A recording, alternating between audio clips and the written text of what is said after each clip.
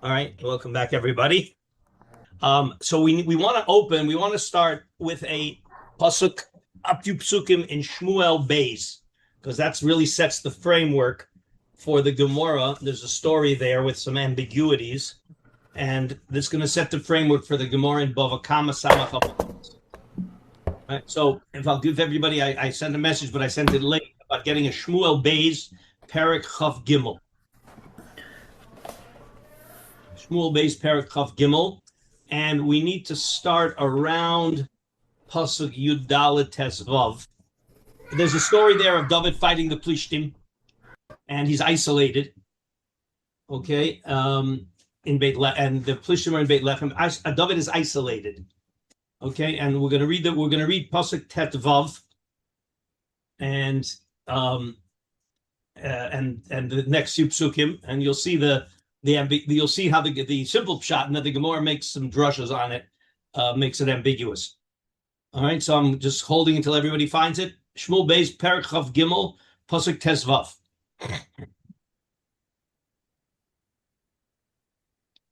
Everybody has it? We're ready to go? Okay, Stuart just joined a little late. Stuart, we are opening up a Shmuel Beis Perek Chav Gimel Pasuk Tesvav. Okay, so Vayitaved David Vayomer. David is a little trapped. There are Plishtim surrounding him, and he's a little bit in trouble. Okay, and Vayitaved David Vayomer. David had a taiva. He had a desire. The Vayomar mi ashkeni mayim mi bor beit lechem asher b'shar. Simple pashut pshat sounds like he wanted water. He was thirsty. And he wanted water from the wells of Beit Lechem. Vayivkeu shloshet hagiborim b'machane plishtim. Vayishavu mayim mi be'er Beit Lechem asher b'sha'ar. Vayisu vayaviu el David. So three people broke through to Beit Lechem through the plishtim, and they went to the well, and they brought David water. V'lo ava lishtot, and David did not want to drink the water. Vayasech osam lashem, and he poured it out for HaKadosh Baruch Hu. And he said, why didn't he want to drink the water? Vayomer chalila li Hashem me'asot zot hadam ha'anashim alchi b'nafshotam. It's an amazing thing. David says, these people risked their lives to bring the water. I'm not ready to drink it. They never should have risked their lives. They put themselves in a life-threatening situation. I don't want to have benefit from somebody who put themselves in a life-threatening situation. V'lo ava lishtotam, ela asu shloshet hagiborim. That's basically the end of the story that we need. All right. So again, the simple pshat is David wants water. People risk their lives to get him water. He said, I don't want to drink water when people risk their lives. Okay, that's what we need from Shmuel. Now, if you will, open up Bava Kama Samach Amud Beis.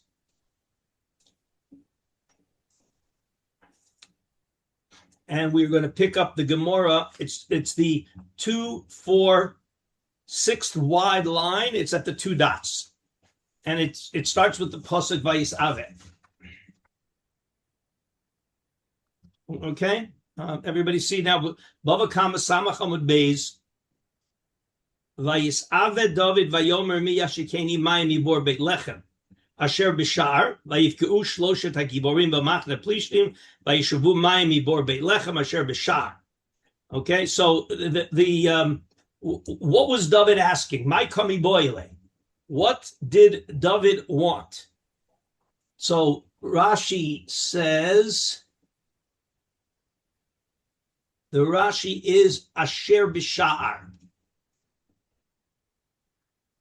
See, where the Gemara's bothered, what is this business that it says Vayishavu Mayim Mibor Beit Lechem Asher B'Sha'ar? Should have said Vayishavu Mayim Mibor Beit Lechem. What's Asher B'Sha'ar? Says Rashi, the Gemara understands that Asher B'Sha'ar means Sanhedrin. And it means Sanhedrin, so then what is Mayim going to mean? Mayim is going to mean Torah. So we're understanding here that David HaMelech was asking a question from the Sanhedrin. So now the non-literal translation of it would be that Vayisavet David, he had a need. Vayomer mi ashkeni mayim mi bor beit lechem asher b'shar. Who's going to bring me back the answer from the Sanhedrin? I have a Torah question. Who's going to bring me back the answer from the Sanhedrin? That's how the Gemara is initially understanding this. So, my kami boy, what question was David sending to the Sanhedrin that he needed clarification on? Everybody with me on how the Gemara is understanding the pasuk? My kami boy means what question did David want the Sanhedrin to answer him? So, Amar Rava, Amar Rav Nachman, Tamun be'esh kami boile. There is a machlokas in the Gemara, and the reason this appears here is because there's a machlokas in the Gemara whether there's a chiyuv tamun be'esh. When you're responsible for a fire and a fire burns down a pile of wheat, so you're chayav to pay for the pile of wheat. There's a machlokas whether there's an exemption for tamun. Tamun means that if inside that wheat was a bicycle, somebody hid their bicycle in a pile of wheat. Now, a bicycle is much more expensive than a pile of wheat. And if I was irresponsible with my fire and it burned down the pile of wheat, I should only have to pay for the pile of wheat. The fact that there was a bicycle in there wasn't supposed to be there. And that's a machlokas whether tamun be'esh, when something is hidden in a place where it's not supposed to be, are you chayav for fire or not? A machlokas. Okay, and he wanted to know Ika Rabbi Yehuda, Ika Rabbanan. That was the machlokas between Rabbi Yehuda and Rabbanan whether tamun be'esh is chayav or potter. Look at Rashi. Tamun be'esh kami boile. Here's the story. Now, what does that have to do with the story that we just read in the Navi? Ma'aseh ba lefanav b'machne. There was something happened in the camp. Shesarfu anashav gadish shel Yisrael, and they burned a pile of wheat, a pile of grain that belonged to a Jew. The nitzrach lishal halacha im chayavim l'shalim kelim atmunim b'tocho k'Reb Yehuda o p'turim k'Rabbanan. And the question is whether his soldiers who burned the pile of grain and there were things hidden inside of it, do they have to pay or not? Okay, simple question. Upashtule might pashtule. And the Sanhedrin answered whatever they answered. That's one understanding of what David sent to the Sanhedrin. Rav Huna Amar, no, that's not what that wasn't the question, and that wasn't the situation. Gadishim disorim di Yisrael havu. There was a pile of barley that belonged to Jews. Dehavu matmere plishtim behu. And the plishtim were hiding out inside that pile of barley that belonged to a Jew. The plishtim are hiding there. The kami boile maula Matzil Atzmo Bmamon Chavero. Am I allowed, in order to save myself, to burn down the pile of barley that belongs to a Jew in order to kill the plishtim so that I will be saved? So David HaMelech views himself in a life-threatening situation, and he wants to know, am I allowed to burn down the gadish of a Jew, which is going to be destroying his money, in order to save my life? The answer back was, you're not allowed to do it. Except, but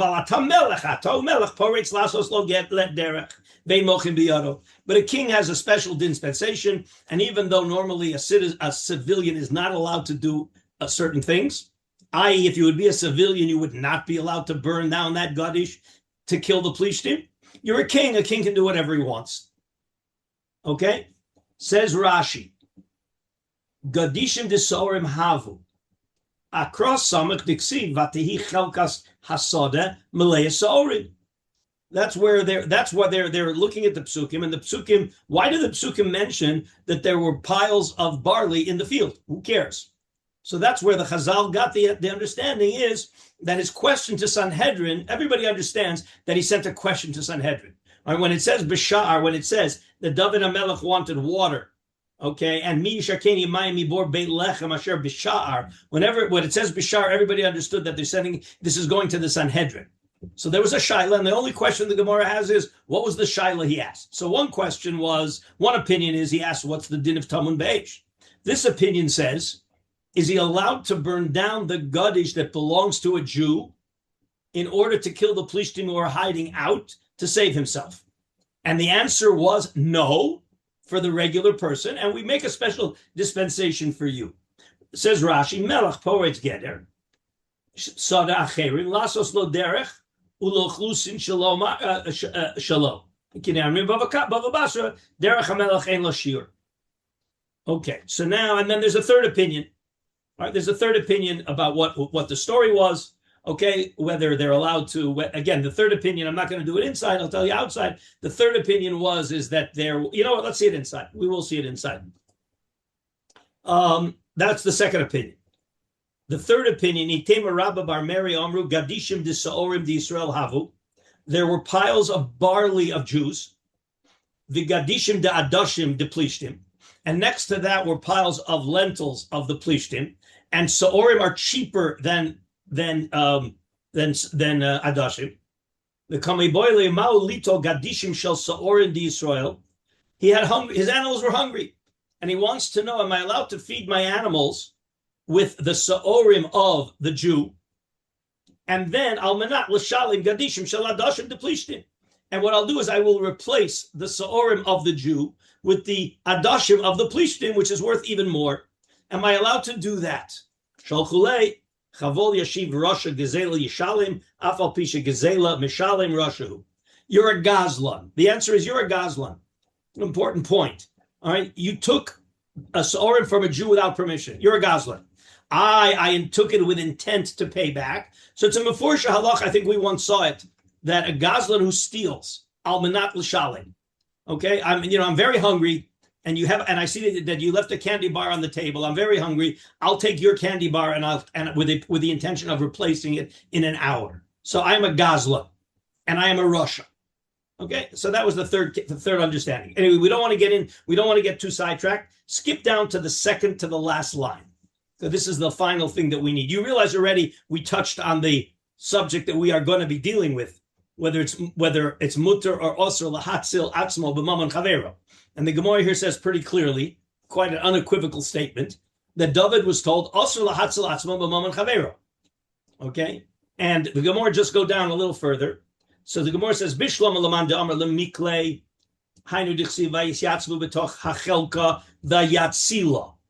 David wanted to burn the barley that had the plishtim hidden out in it. Okay, and they came back with the answer from the Sanhedrin. You're not allowed to. That's we understand what it means. Vayatzila. Elolaman de'amar lachlufe my vayatzila. What is this idea? Because in the pasuk, if you go back and just read the words of the pasuk again, and I'll just read it to you. You'll see that the three people came back, right? Vayivku shloshet hagibor mamachne plishtim, vayishavu mayim miber b'lechem asher b'shar, vayisu vayaviel David. According to our understanding, what it means is they went to the Sanhedrin and they came back with the water. The water is the Torah answer. Below ova lishtot vayasach osam Hashem vayomer chalilu leim asos hadas hashim halchi b'v'shem below ova lishtosam ela asu shloshes giborim. I'm sorry, I left out something here. I'm sorry. Where's the pasuk vayatzila? Torah Or says it's Kaf Gimel Yud Beis. Right, that's earlier. Right. I'm sorry. It's two. I was looking for two psukim later. I didn't see it. Ela also benayahu ben Yov lo shoma chav beis. Sorry, no, Kaf Gimel Yud Beis. Oh, no, I thought it was before. Right. Yeah, before. Okay. Right. The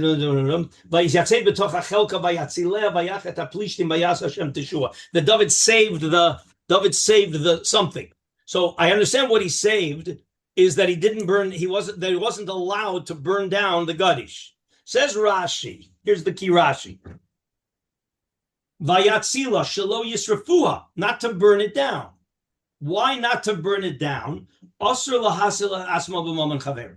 So you're not going to burn it down because it's also to save your life. Remember, we're dealing here with a life-threatening situation. And it's saying you're not allowed. Vayitzila means he saved it from being burned.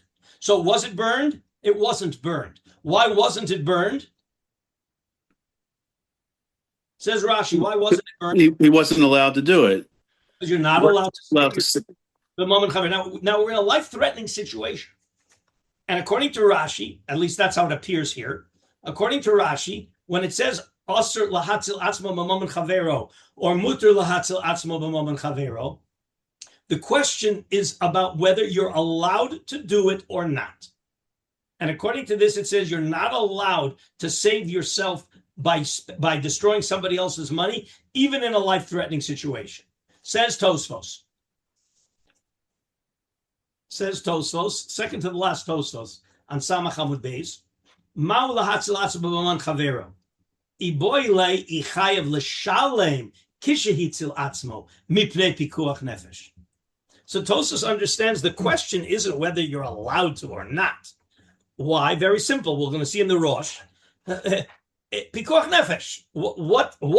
What stands in the face of pikuach nefesh? Only avodah zar gila raish shvichus damim.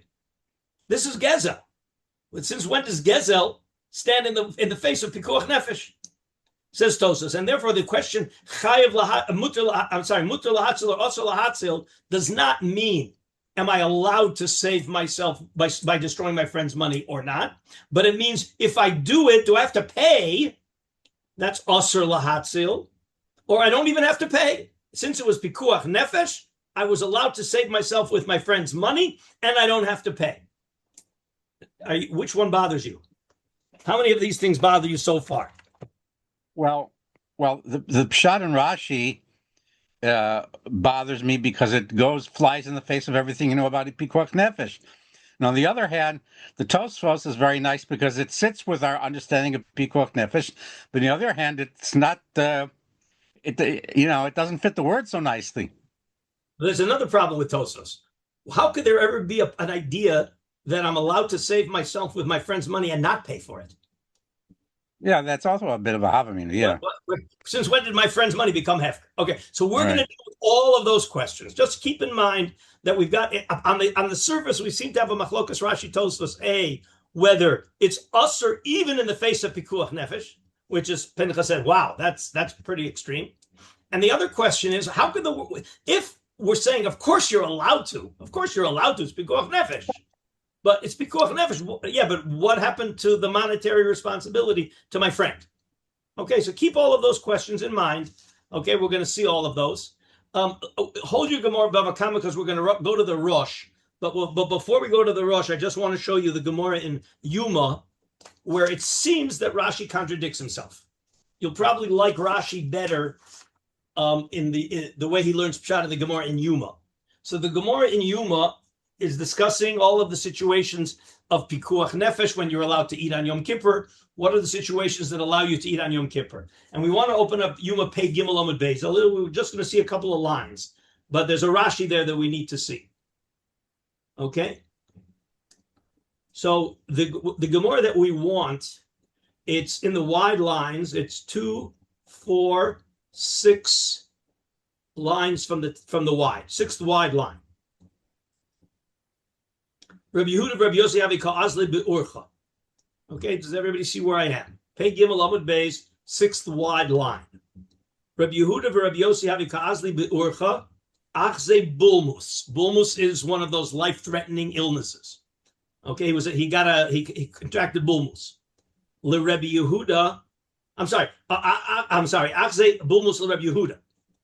Kapatche Leroe Achle Lerifta. Apparently, in order to save yourself from bulmus, you got to eat something. So, kopachte leroe achle lerifta. What does that mean? Says Rashi. Rashi's the 3rd wide line at the top of the page. What did he do to the shepherd? Kopache kefao. He tied him up. V'notal kikro hemenu, and he took away his bread. So, what does that sound like? Killed him. You're able to for pikuach nefesh, you're able to take from your friend. Oh, means he tied him up. Why did he tie him up? Because he was forced. He was basically taking the bread by force. So, what does that sound like? I'm allowed to or I'm not allowed to? Allowed to. I'm allowed to. I'll have to pay, or that's a different issue. It sounds from Rashi here that in a real case of pikuach nefesh, you are going to be allowed to take your friend's money. And that we're going to have to deal with the apparent contradiction in Rashi. Just want to show you that Rashi here seems to say He learned pshat that they tied up the farmer and took his money, okay, in order to save Rabbi Yehuda's life. Okay, back now to our Gemara, and what we want to do is we want to see the Rosh. Okay, the Rosh is on again Perek Shishi, and it's Siman Yud Beis. Rosh Perek Shishi, Siman Yud Beis. Okay, everybody with me? Okay, it's Daf Samach Omid Beis. We need the first half of Siman Yud Beis. Says the Rosh. Gadishim di Yisrael havu. He's learning pshat in the case that's going to make a difference of mutar lahatzil asher lahatzil atzmo. Gadishim di Yisrael havu plishtim tamunim behu. Umiboy limau lemiklaye. The question he sent to the Sanhedrin: am I allowed to burn up the Gadish with the plishtim in him? Aval ha lo miboyle. Ishari lemiklinhu lahatzalas Yisraelim. But he did not ask the question, am I allowed to do it to save Jewish lives? Why wasn't that the question? You see, look at the words. What's going to be the din about burning it? What's the din if I burn it? Says the Rosh, he didn't ask, am I allowed to burn it? It's clear he's going to burn it. He just wants to know what's the din. Says the Rosh, he never asked the question, am I allowed to burn it to save Jews? That was clear. That was obvious. That wasn't even on the radar screen.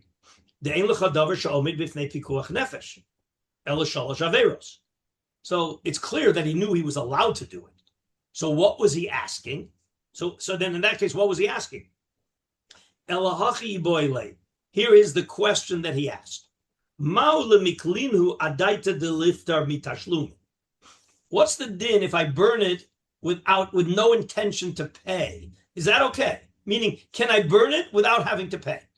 That was his question. The Amruleh, and they answered him back. Matzil Atzmo Bmamon Chavero-Saving. So when it says Asur, it means you're not allowed to burn it with the intention of not paying. Ella, what do I have to do? Matzil Atzmo Bmamon. So it's a little tricky, the language here. Now, what's the ma? Wait a minute. So what's the question? Am I allowed to do it without intention to pay? No, you're not allowed to do it without intention to pay. So it's if I burn it without intention to pay, what happens? I burned it without intention to pay. I have to pay. What? I'm chayav to pay. You got to pay. It's a little tricky in the language. In other words, the answer was you got to pay. So don't burn it with no intention to pay. Burn it because you're allowed to burn it, pikuach nefesh, but you got to know that it's with intention to pay. And if you don't have intention to pay, you're going to have to pay anyway. That's so the Rosh is clearly siding with Rashi. Okay, the Rosh is clearly siding with Rashi. We're going to leave it now. We're going to come back to this. No, I'm sorry. We're finished with Daf Samach. Now we need to go to Kuf Yud Zayin in the same Bava Kama, making it simple. We don't have to juggle any more books. Kuf Yud Zayin. Daniel has a question. Yeah, I just the case. Are we talking about the Kaddish belonging to a Jew, or even if it belongs to a non-Jew? That's a good question. It's pretty clear that the Kaddish belong to a Jew. Just make it simple. I want to make again. I'm trying to make the answer to your question simple. Right. Okay. Let's make it simple. So it belonged to a Jew, and he wants to burn it. So according to Rashi, it seems, according to Rashi, like the question that he sent was, "Are you allowed to, or you're not allowed to?" But it says Tosas and the Rosh for sure is, are you allowed to burn it without paying, or you got to burn it with paying? And the answer was, everybody has to burn it with paying, but you're a king, so you can do whatever you want. Okay, that's clear. That's what it comes out on Daf Samach. On Daf Samach. Now let's go to Daf Kuf Yud Zayin. Okay, so Kuf Yud Zayin is going to open up a sugya that I think we once talked about. It's going to indirectly relate to our sugya, as you will see. Okay, so the Gemara that we want to start on Kuf Yud Zayin Amud Aleph is in the wide lines 2, 5 wide, the 5th wide line. Bava Kama? Bava Kama, Kuf Yud Zayin Amud Aleph, 5th wide line.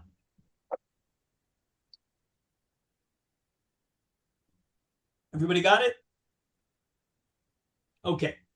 So Rav Huna Bar Yehuda ikloi lebe evyoni. Rashi says Be Evyone is a certain place. Also the Kami de Rav.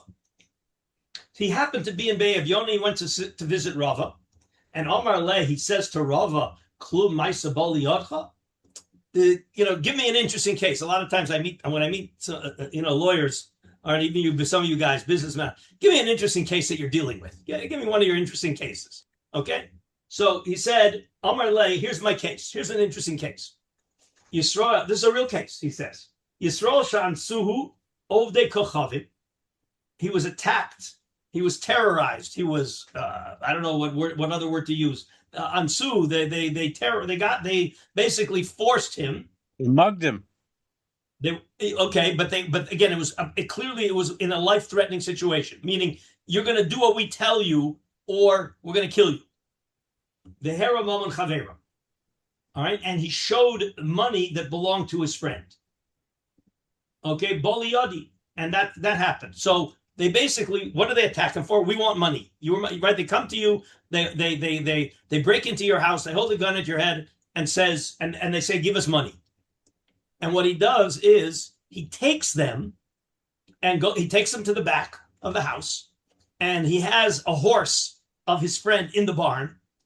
Okay, that happened to be the friend, or he shows them the neighbor's barn, and he shows them, okay, here, you can take this.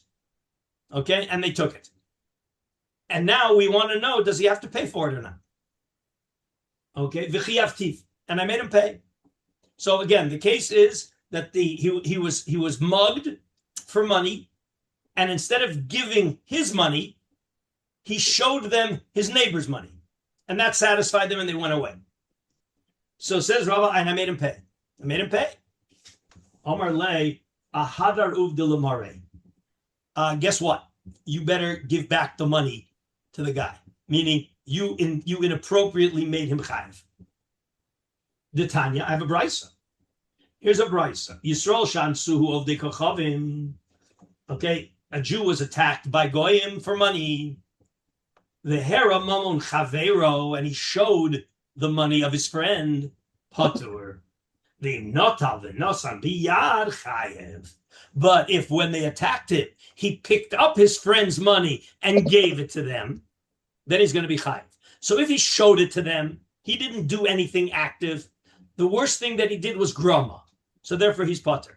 But if when they attacked him, he picked up his friend's money and handed them, here, take this, then he's going to be chayev, because then he mamish was nosan v'notan biyad. Says Rashi, Nosa v'nosan biyad. It's right across from where we are. Rashi dibur amatchel nosa v'nosan biyad chayev. Why is he chayev? The Matzil Atzmo Bmamon Chavero. The assumption here is that it was a life-threatening situation, and he saved himself, Bmamon Chavero, and he's got to pay. So it's pretty clear here from this Rashi also that Rashi understands. It's not clear. I'm sorry, it's not clear. Is it possible that Rashi holds that he wasn't allowed to do it, but of course, once he did it, he's chayev? That's not impossible.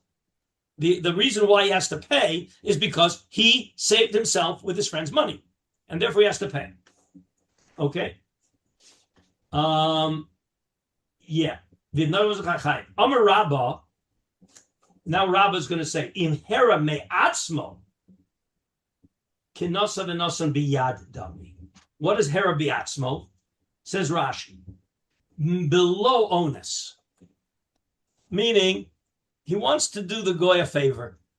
He wants to do the goy a favor, and he says to the goy, there's a horse here, and I let you take it, except it wasn't his horse. So on the surface, what is that? What would you say that is on a monetary and a dine mominous thing? Gazela. I stole your money. I showed them your horse, and they took it. Masira. On the surface, it appears to be grum. Yeah. On the surface, it appears to be grum. So Rabbah says no. If he proactively showed the money to the goy, not under duress, he's going to be chayav. Okay, we'll have to see. All of this is going to be elaborated on. But again, as you picked up here, that when he gave the money under duress, he was Matzil Atzmo Bmamon Chavero, and we paskin that Matzil Atzmo Bmamon Chavero is chayiv. Next, Ahu Gavra Dansu Ovdei Kochavim. They attacked him. They mugged him. The Achve Achamra Derav Mary Breder of Pinchas Breder of Chista. And the Jew, in response to the mugging, showed them the wine of Rav Mary. Okay, so he showed them the wine. Okay, here's Rav Mary's wine. Omar le Dori ve'amti b'hadan. Okay, pick up that wine now and bring it to the king's house. In other words, these were thugs for the king. So again, they attacked the Jew, and they said, as Jack Benny liked to say, your money or your life. Okay, your money or your life. Everybody knows the Jack Benny joke. Yeah, Jack Benny was a big cheapskate. Your money or your life, silence. This was on a radio comedy. Your money or your life, silence. Your money or your life, silence. The guy said, hey, bud, are you listening? Your money or your life? I'm going to shoot you. Why aren't you answering me? I'm thinking. Okay, so they attacked the guy. They said, your money or your life, and he showed them the wine of Rav Mary. They said, okay, good. Now you bring that money. We're not schleppers. You're going to schlep that wine for us to the king's house. Okay, that's the Amti B'Hadain, Dara V'Amti B'Hadayu, and he brought the wine to the king's house. So again, there are two steps here now. He showed it to them, and then he gave it to them. So also Lakami de Rav Ashi, Patrinu. Rav Ashi said, Pater. Omar le Rabbanon le Rav Ashi, V'Hatanyi Nosa v'Nosan Biyad Chayiv. Isn't that a Nosa v'Nosan Biyad? At the end of the day, he handed it to them. Omar le Hani Mili Hecha Delo Ukme Iluye Meikara. When do I say that if you hand it to them, it's when they're not at the money. They mug you. You say your money or your life, and you go into the room and bring money out and give it to them. But here, aval hecha de ukme iluye meikara, before he picked it up and handed it to them, they were already there. So if they're already there, mikle kalya, as far as the owner of the money is concerned, that money's gone. Because whether Ruvain picks up Shimon's money and takes it to the king's house, or Ruvain refuses and they're going to take it, they got the money. See, when they say your money or your life, and he goes into the room and brings them money, so they weren't at the money. So he brought them the money. But here, the step of him showing the money, put them in front of the money. Is he chayav for that or not chayav for that? Is he chayav for putting that, for showing them the money? No, it's onus. We decide that's pater. So after he showed them the money, the status of that money now is, as far as the owner is concerned, that money's gone.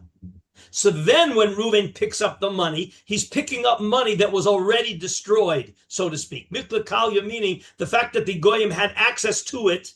How did they have access to it? Because Reuven showed it to them. But for that, he was pater. And then when he picked it up, he already picked up money that the owner lost. And therefore, he's pater. This is going to be a very important machlokas here. Okay, this is going to open up a very big machlokas rishonim. But the Gemara here is very clear that he showed them money, and then he picked up the money and took it. Okay, and Rav Ashi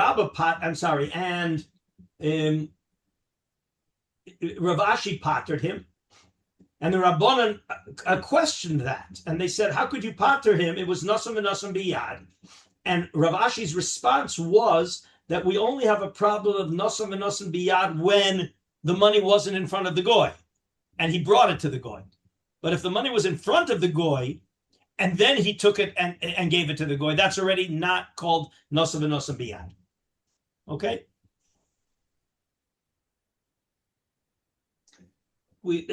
Next case. One more case. Let's see. Do we want to do this next case? Yeah, let's see the next two cases. Flush it out. Now we're going to turn the page. Okay. Next case. Esvei. Rabbi Abola Rav Ashi. Omer lo anas.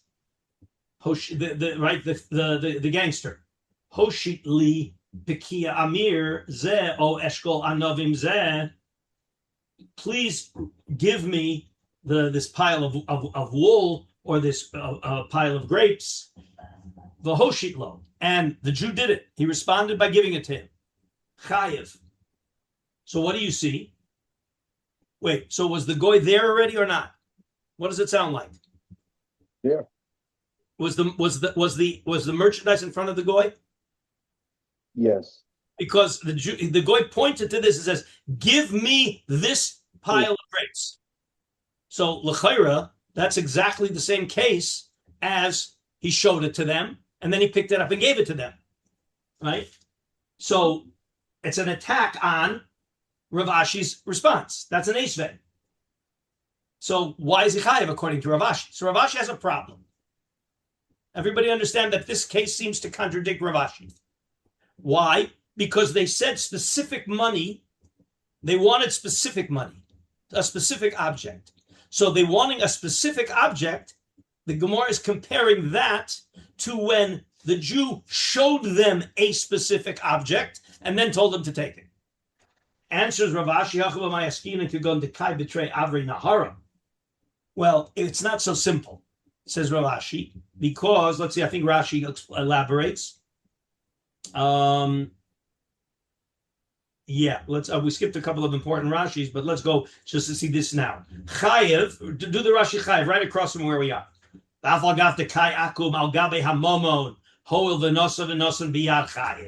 The goy is there. He's there for the money. He's pointing to a specific pile of grapes. And so how come you're chayev? The answer is betray ivrei nahara. The scenario is that it's two sides of the river. Aku mitzad zeh, v'hamid mitzad zeh, v'hamir mitzad zeh. The goy is on one side of the river, and the pile of wool or grapes is on the other side of the river. If the Jew wouldn't have given it to them, the goy had no way of getting it. So in Rav Ashi's case, once the goy sees it, the goy can pick it up himself and walk away with it. Then when I give it to him, I'm off the hook. But even though the goy is pointing a specific amount of money, a specific object, if he can't get it without me, that's called nasav and nasav biyad. If he can get it without me, says Rav Ashi, then that's not nasav and nasav biyad.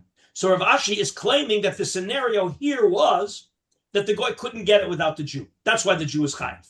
And the Gemara says dekanami. We'll prove to you from the language of the Brisa that that's in fact what the scenario was. Diktani hoshit lo v'lo tani tenlo. Hoshit means what's hoshit? Extend it to me, as opposed to tenli, which means give me. Give it to me means it's right there. I could get it, but I want you to give it to me. Hoshit means I had to lean over, I had to extend it to you, and that's the implication is that he didn't have access to it without the Jew giving it to him. Okay. Yeah. All right. The Seder, everybody, this is clear to everybody? Okay. Now we are going to turn the page.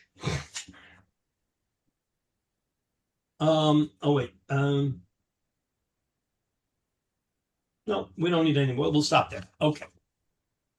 All right, so turn the page. And now I believe a couple of these Gemaras we saw already a couple of years ago in a different sugyas. But as I wrote in the chat, we see these in different contexts. It's always very good. All right, so we are it's the narrow lines. I'll count up from the wide lines. 2, 4, 6, 8, 10 lines up from the wide lines. Ahu Gavra. Everybody see it with me? Okay, I think you should remember this case. I think we definitely did it at one point. Ahu Gavra davu mafkid le kasa de kaspa. All right, so Ruvain gives Shimon a silver cup to watch. Sliku ganve iluye.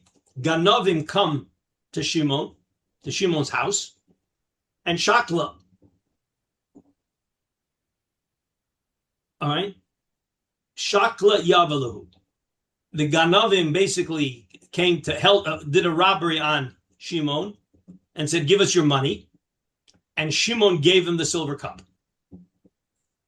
Also, Lakami de Rabba Patre. Rabba pattered him. Why did he patter him? Because it was onus. It was onus. Amalei Abaya Hai Matzil Atzmo Bmamon Chavero. Wait a minute. If he wouldn't have taken the cup, what would he? If he wouldn't have given him the silver cup of Reuven's, what would they have taken? What would he have had to do? How would he have gotten rid of the gun of the robbers? How would he get the robbers to go away? Would have given him something else. What's something else? His own money. His own money. He would have had to give him his money. So instead of giving him his silver cup, he gave the Ganavim Reuven's silver cup. Says Abaye, that's Matzil Atzmo Bmamon Chavero. Of course he has to pay. Why doesn't he have to pay? Now you'll realize here again, the fact that we're calling this Matzil Atzmo Bmamon Chavero means apparently it was a life-threatening situation. Because it's obvious, and this may come up, I think there was even a question on the chat. It's obvious that if for me to save my money, I give you money, I give away your money to save my money, of course I'm a gazlan. Of course I have to pay. There's no question about that. That's not even on the radar screen. If I use your money to save my money, of course I'm chayiv. So it's got to be clear here that we were in a life-threatening situation, meaning the thieves came and realized that if Shimon doesn't hand over money, Shimon's dead. So Shimon, instead of giving his money to get rid of the Ganovim, gave Reuven silver cup. What? That's Matzil Atzmo Bmamon Chavero. You've got to pay. How come you pottered it? Everybody following so far the logic. Just one question, Rabbi. They needed Shimon the mufkad, right? The one who has now the pikadon, right? Yeah. They needed him to give it to them. They couldn't take it themselves. No, they went to the house. They held a gun to the guy's head and says, "Give us your money." Right. So he went into the back of the house. He went into the back of the house and he brought out Reuven's silver cup, and they left. Now, if he would have he could have brought out his silver cup. Okay, but he brought out Reuven's silver cup. I mean, Okay, you follow the story. They weren't very sophisticated robbers, obviously. Or they were in a rush. Yeah, okay, yes, right. They wanted, they're in quick and out quick. Okay, they wanted to get out of there before the alarm went off. Okay. We could have gotten two of them. Okay, Amar Abaya, Hai Matzil Atzmo Bmamon Chavero. Ela Amar Rav Ashi Chazinan. Rav Ashi says, Rabba is not necessarily right and Abaya is not necessarily right. Chazinan. Good old Jewish psak, it depends. Inish amidhu. If Shimon is a wealthy guy, then adaita didei asu. Why did those robbers come? They know that Shimon's a wealthy guy, and what are they expecting to get from Shimon? His own money. Some of his money. And Shimon, instead of giving his money, gave Reuven's money. So then he's definitely going to be chayiv.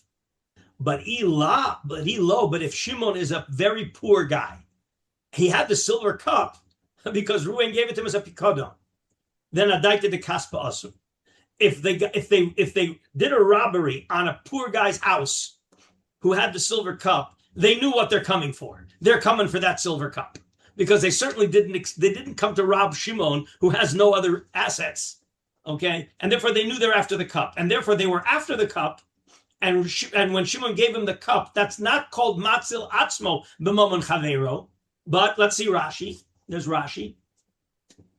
Where's the Rashi? There may not be any Rashi. We may have to figure this out ourselves. Let me see here. Yes, Rashi says Amit Ashir.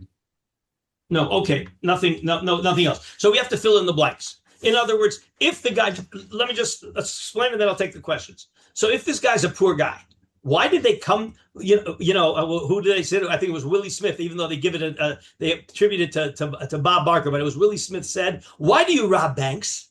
Why do you always rob banks? Because that's where the money is."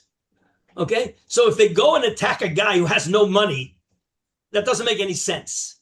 They must have known that he's got that silver cup, and therefore their agenda was to get that silver cup. And therefore, that's not called Matzil Atzmo Bmamon Chavero, but he just gave away the silver cup that the Ganavim were insisting on. So this is an important scenario element. The Ganavim basically came along and said, give us the silver cup or we'll kill you. So that's not called Matzil Atzmo Bmamon Chavero. They want that silver cup. Whereas if he's a wealthy guy, the assumption is they came to him because they want money from him. He's got a lot of money. We want money. And therefore, instead of giving them his money, he gave them Reuven's money. And that's a problem. Josh, what do you want to ask? Yeah, we seem to be equating two different things. When we started with David HaMelech, we're talking about Pekuach Nefesh of a Jew, and we're calling that Matzil Atzmo Bmamon Chavero. Here we're comparing Anasim who are coming for money. No, but they're threatening to kill. They're threatening to kill. It has to be life-threatening. It has to be life-threatening. Otherwise, there's no issue. Okay, but if he was not an Ashir and he had his own money, right, and he could have given him... He is an Ashir or is not an Ashir? I'm saying even in a world where he was an Ashir, the understanding is that they came with money or they came for money. Or they're going to kill him. Or they're going to kill him. I understood, but he had the ability at that point to either be killed, give his own money, or give the silver cup. Okay. Right. Over here, because it was only a silver cup. So stop. So was he allowed to was he required to die? No. No. Okay, fine. So now he's got to save his life by giving the money. Okay. Okay. So if he gives his money, if he gives Reuven's money, he saved his life by using Reuven's money, and therefore he has to pay. That's all. It's very simple. He has to pay. He used Reuven's money to save his life. Okay. Excuse me. But it was a guy, and the agenda that they had was Reuven's cup. This is the chiddush of the Gemara, is that when they're coming for Reuven's cup, and he gives them Reuven's cup, that's not called Matzil Atzmo Bmamon Chavero. We need to understand that. That's the chiddush here. If they come for Reuven's cup, and he gives Reuven's cup, that's not Matzil Atzmo Bmamon Chavero. Okay? That seems to be the simple pshat in this Gemara. Okay? Says Tosfos. The ilav adaita de the ilav, meaning if the guy is not a rich guy, but he has no money, and they came anyway, adaita de kaspa asu. They must have come for the cup. Says Tosfos, I think this is Josh, what was in the back of your mind bothering you. Afal gav de omer le'el nosav v'nosav biyad chayiv. At the end of the day, did he hand the Ganaf Reuven's cup? And what do we say? And what do we say about an anas that comes and you actually hand the mugger, you hand somebody else's money? You're chayiv. That's nosav and nosav biyad. Why do I care that they came for the cup? At the end of the day, did Shimon save his life by handing the Ganaf Reuven's cup? That's nosav and nosav biyad. That's Tosfos' problem. He did, but maybe we're going to look at it as if he didn't hand it to him because they specifically came for that wealthy guy's cup. It's almost as if it's in his house in a sense. We will see Rishonim that learn like Stuart, but Tosfos, as you will see in a minute, does not. Tosfos does not accept that distinction you just made, Stuart. Tosfos gives another answer. Omer read the shiny Shomer. Sheladat kenif kiduhu sheyatzil atzmo bo im yavo olav adaita de kaspa. When Reuven gave the cup to Shimon, it was intrinsic in the deal that obviously if Ganavim come to steal the cup that Shimon is watching, that Shimon can give it to them and not die. Okay? In other words, he's building this into the Shomer contract. Okay? That's not called Nosan v'Nosan biyad Shimon's money to save his life. But when he gives the cup, he's doing what the expectation was when Reuven gave him the cup. Of course, Reuven gave him the cup with the assumption that if Ganavim want to steal my cup at your life-threatening situation, you're not mechuyev to give up your life. You're a shomer, and you give it to them because you're not mechuyev to die for my cup. That's not the same answer as Stuart said. What's different? What's different about it? I guess you didn't understand your answer deeply enough to understand why it's different. Anybody see? Did anybody understand Stewart's answer to be able to explain why it's different than Tosas's answer? No. Okay, we'll see. We'll see other Rishonim that learn a little differently. Let's go next case. Let's get one more case before we have to break. Yeah. Okay. Hau Gavra davumafki gabe arnika de pidyon shvuyim. So there's a gabbai tzedakah, and he has a wallet of money that was designated for pidyon shvuyim.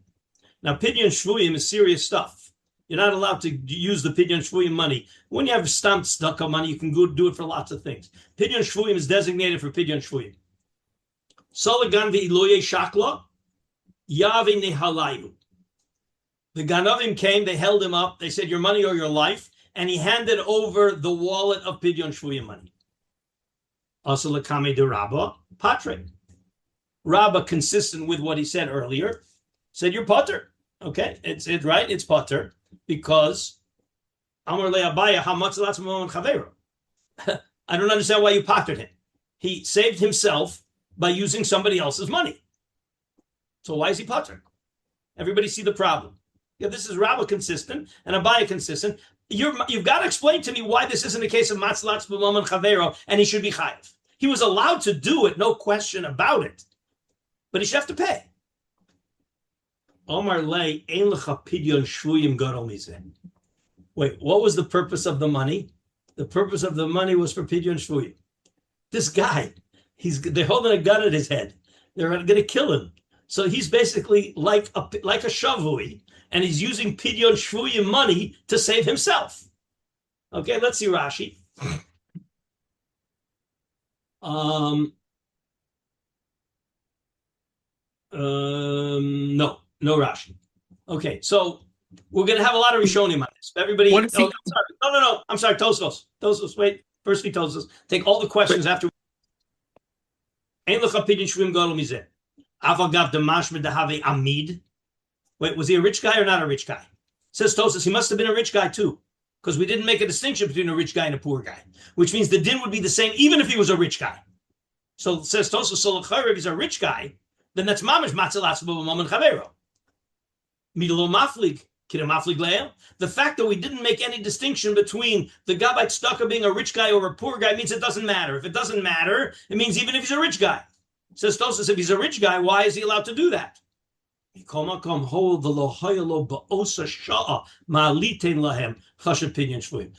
is introducing a scenario element. He must have not had any available cash. They came to him thinking he's got a lot of money. He had no other money, and therefore he gave them the pidyon shvuyim money. But from Tosfos, it sounds like if he would have had other money, he would not have been allowed to use it. That's clearly what it says in Tosfos. Again, we're going to see lots of Rishonim, and we're going to have a lot of different issues here. Okay, about these scenarios. Okay, we're going to stop here, and I'll just tell you what's coming. There's one more case, which is going to bring us back to the road. If I'll just tell you the case. You guys remember the case of the guy who brought a donkey onto the boat, and the donkey wasn't supposed to be on the boat, and because of that, the boat was about to capsize, and they threw the donkey overboard? You guys don't remember that case? Okay. Then it's even better. Then you'll see it fresh. Okay, so we're going to pick it up on Bezrat Hashem on Wednesday here with this, and then we're going to be seeing Rishonim on all of this. I think the first thing I'll have to send you. Yeah, I'm going to send you. We're going to see a Gemara in Kedushin. The Gemara in Kedushin is going to be a source for the thought. Is there a Hava Amina that Matzil Atzmo Bmamon Chavero could be Potter? Was that on the radar screen? Seemingly, Tosfos. Matzil Atzmo Bmamon Chavero will be Potter. Seemingly, Tosfos has a Havamina because otherwise he wouldn't have asked the question that way. That was how he asked the question. Do I have to pay? I don't have to pay. Well, why shouldn't you have to pay? Where's the thought? You say very nice. You were allowed to do it, pikuach nefesh. But why in the world shouldn't you have to pay? That question. Because the other Jew has the obligation to save him. You have a proof for that? Do you have a proof that he has to spend money to save him? What's the difference? Tune in to Kedushin Daf Ches Amud Beis. You're on the right track, Ephraim. You're on the right track. Okay, Josh, what do you want to say? Say, is Baba Machteris maybe a source for this? What's the this? The Havamina to be potter, or that you can use other people's money. Right? There's a Patur Mamon when saving lives of oneself or the other. You're going to see the opposite when we do the whole Gemara. You're going to see the opposite on a certain level. Okay, but just Ephraim, I just wanted to point out the problem you need a proof to is I have a chiyuv to save another Jew. Do I have a chiyuv to spend my money with no compensation to save another Jew? I have to save another Jew, but I have to, and I spent my money to save another Jew. Can I send you a bill? What do you think, Ephraim? You brought it up. Yeah, probably. Okay. Probably. Tune into Kedushin. Have a Kedushin next time also. In fact, we're going to see the rest of this comma. Then we're going to go to Kedushin. I'll send you a source sheet with Shita Mikubetzes, but we're also going to have to, and it's going to get very complicated. Okay, but this is a very complicated sugya, but it's very fun. You will see. Okay. Also, Rosh Hashanah, when he saved he spent the Pidyon Shvuim money. Could we say that he wasn't allowed to do that because he had that in mind for specific Pidyon Shvuim, or hold off for the Rishonim? Okay, all of this is going to be talked about in the Rishonim. Okay, Rabbi, I'll see you Wednesday. I'll send out a sheet, but have a Gemara Kedushin and this Gemara because we're going to need to see the Rif and the Nemuke Yosef, but we're also going to see the sources that I'm going to send you. Okay. All right. See everybody Wednesday.